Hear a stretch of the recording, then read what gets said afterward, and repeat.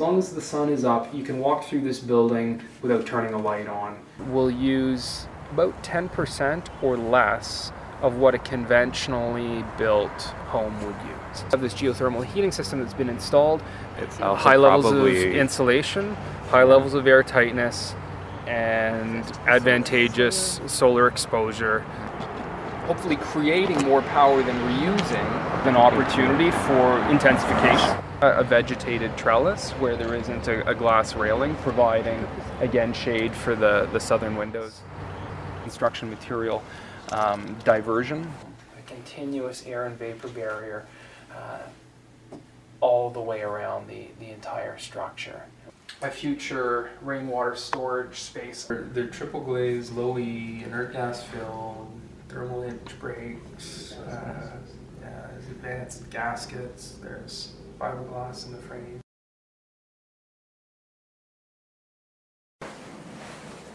This building was planned, designed, and built to be a more energy efficient building than what is the convention in the Ottawa-Gatineau market.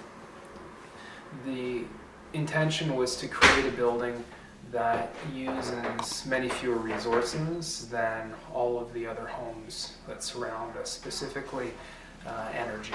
And the factor that we were striving for was less than 10% of what a conventional home might use from a power consumption standpoint. And our way of ensuring that we hit that target eventually during the planning, design, and development process became the Passivhaus standard.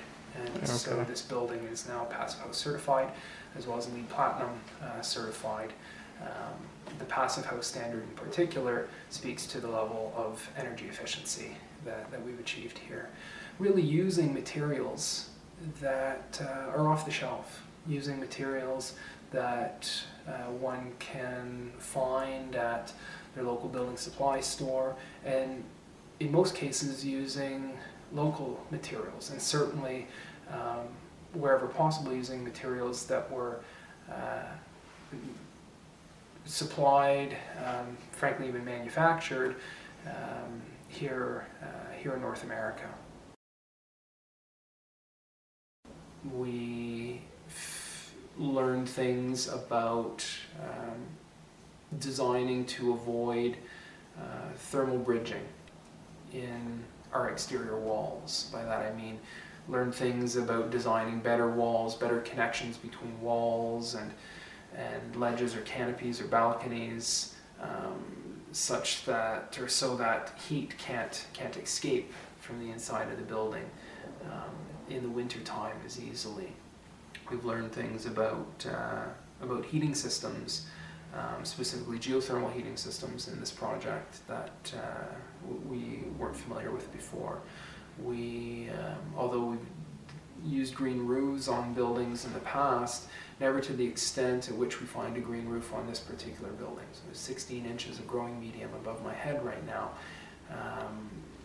Designing a building to support all of that extra weight, designing the roof so that we can contain all of that growing medium, given its depth, that was something new, presented some challenges, and certainly we learned from those experiences. I could probably give you a list of 100 items in this project. Yeah.